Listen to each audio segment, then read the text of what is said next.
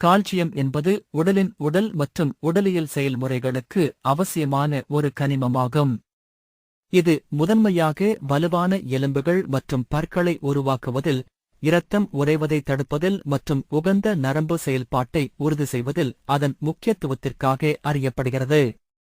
எனவே உடலில் கால்சியத்தின் உகந்த அளவை பராமரிப்பதும், தடுப்பு மற்றும் பயனுள்ள சிகிச்சைக்கான கால்சியம் குறைபாட்டின் அறிகுறிகள் மற்றும் காரணங்களை புரிந்துகொள்வதும் மிக முக்கியம். கால்சியம் குறைபாட்டின் அறிகுறிகள். இரத்தத்தில் கால்சியத்தின் சாதாரண அளவு 8.6 மில்லிகிராம் முதல் 10.3 மில்லிகிராம் வரை இருக்கும். இந்த அளவு இந்த வரம்பிற்கு கீழே குறையும் போது அது ஹைப்போகால்சீமியா அல்லது கால்சியம் குறைபாடு என்று கருதப்படுகிறது. இது குறைபாட்டின் தீவிரம் மற்றும் கால அளவை பொறுத்து மாறுபடும் பல அறிகுறிகளை ஏற்படுத்தும். ஹைப்போகால்சீமியாவின் ஆரம்ப கட்டங்கள் எந்த குறிப்பிடத்தக்க அறிகுறிகளையும் ஏற்படுத்தாமல் போகலாம்.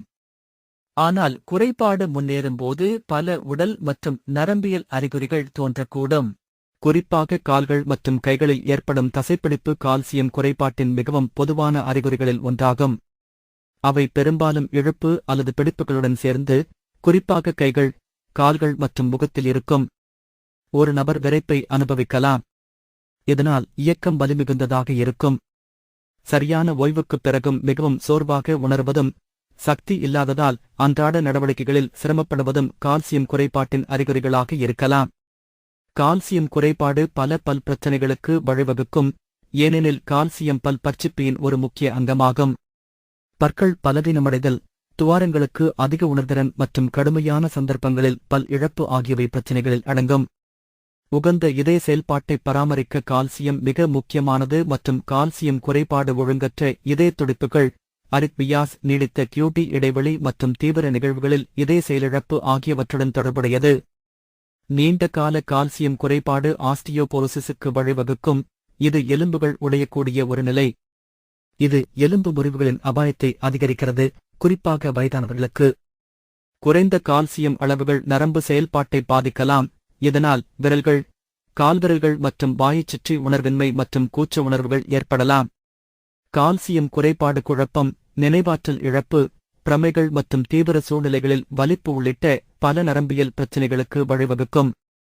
மேலே உள்ள கால்சியம் குறைபாட்டின் அறிகுறிகளில் ஏதேனும் ஒன்றை நீங்கள் சந்தித்தால், டெல்லியில் உள்ள எங்கள் எலும்பியல் மருத்துவரை அணுகவும். கால்சியம் குறைபாட்டிற்கான 7 காரணங்கள். கால்சியம் குறைபாடு பல காரணிகளால் ஏற்படலாம், மேலும் பயனுள்ள தடுப்பு மற்றும் சிகிச்சைக்கு காரணத்தை புரிந்துகொள்வது மிக முக்கியம்.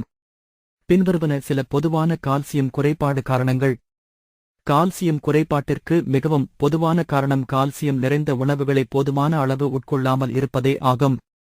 கால்சியம் இல்லாத உணவு காலப்போக்கில் அதன் குறைபாட்டிற்கு வழிவகுக்கும். சில நேரங்களில் கால்சியம் நிறைந்த உணவு உடலில் வைட்டமின் டி இல்லாததால் பயனற்றதாகிவிடும், ஏனெனில் இது குடலில் கால்சியம் உறிஞ்சுதலுக்கு அவசியம்.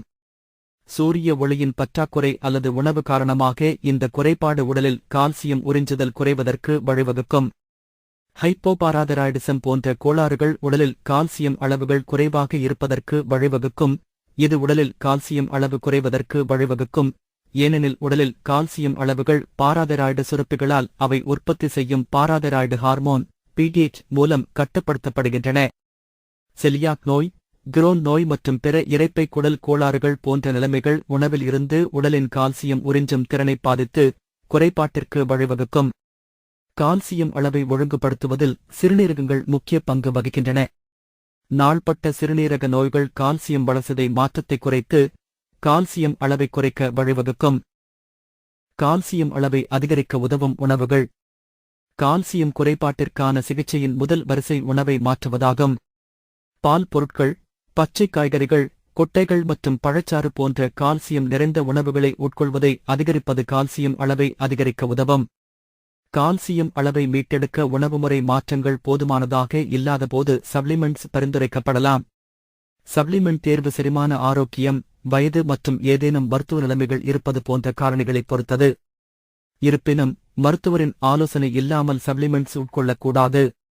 கால்சியம் குறைபாடு உள்ள நபர்கள் கால்சியம் உறிஞ்சுதலுக்கு அவசியமானதால் வைட்டமின் டி சப்ளிமெண்ட் செய்ய அவர்களின் மருத்துவர் அறிவுறுத்தலாம்.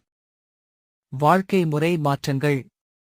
கால்சியம் குறைபாடு உள்ள நபர்களில் வழக்கமான எடைப்பயிற்சி, நடைப்பயிற்சி மற்றும் ஜாகிங் ஆகியவை எலும்பு அடர்த்தியை அதிகரிக்கவும், எலும்பு முறிவு அபாயத்தை குறைக்கவும் உதவும்.